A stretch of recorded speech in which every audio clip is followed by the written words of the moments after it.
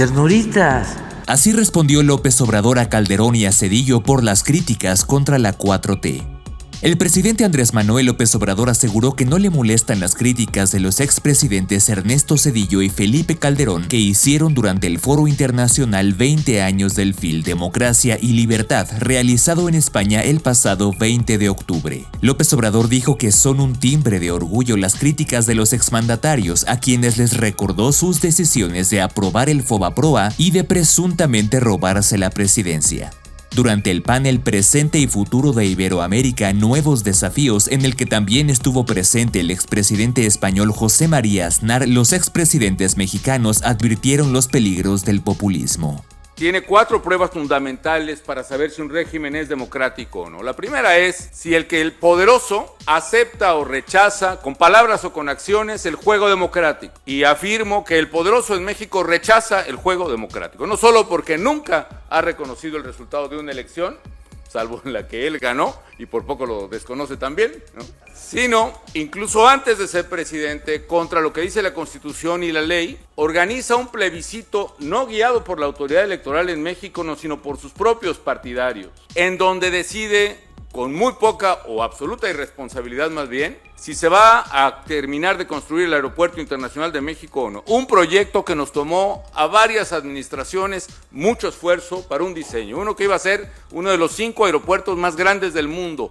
Luego inició una serie de medidas también antidemocráticas. Ustedes recuerdan a los emperadores o los dictadores romanos en el circo que le preguntaban al coro, a la audiencia, a mano alzada y a voz en cuello, si se mataba o se perdonaba a la víctima, pulgar arriba o pulgar abajo. Bueno, pues también el presidente Zedillo y yo tuvimos el honor de pasar por esas horcas, porque el presidente pone a referéndum si los expresidentes, entre esos los presentes, debemos ser juzgados o no, sin pruebas, sin acusación, sin presunción de inocencia, sin procedimiento legal, nada más a ver qué dice el César en el Coliseo, si los juzgamos o no. Otro acto antidemocrático es el ataque constante al INE. Le ha bajado presupuesto, agrede a sus consejeros, los amenaza. Ahora, por eso digo que el mes próximo puede caer la democracia. Tiene una reforma que pretende desaparecer al INE, a la autoridad electoral que creamos con el presidente Zedillo, y poner en su lugar autoridades que van a ser electas popularmente, es decir, las huestes del partido del presidente decidiendo la suerte de las elecciones. Amenaza y chantajea a fin de someter a los otros poderes. Ministros de la Corte que se han opuesto a criterios del presidente, que son obligados a renunciar con chantajes que incluye la congelación de sus propias cuentas bancarias y las de su familia.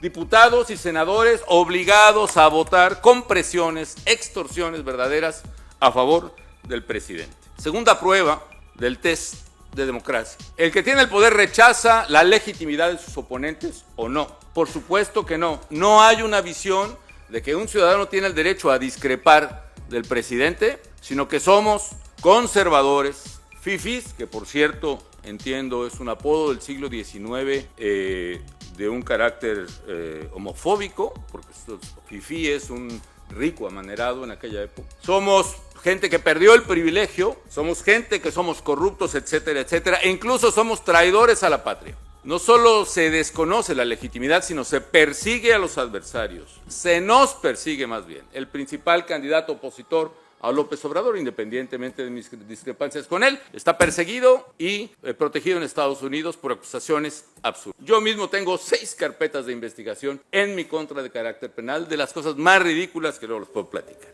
Pero yo diría que lo peor de esa recuperación de los malos atributos latinoamericanos y que nos está lacerando y constituye la mayor amenaza para nuestros países es la regresión democrática que estamos viviendo. Lo que estamos viendo pues son muchos gobiernos donde los liderazgos han surgido como en los populismos clásicos, prometiendo que el maná caerá del cielo y culpar siempre a los otros. Los otros puede ser el pasado, los otros pueden ser los extranjeros, los otros pueden ser hasta gente de este lado del océano, y nunca se reconoce pues la responsabilidad propia para enfrentar y resolver esos problemas.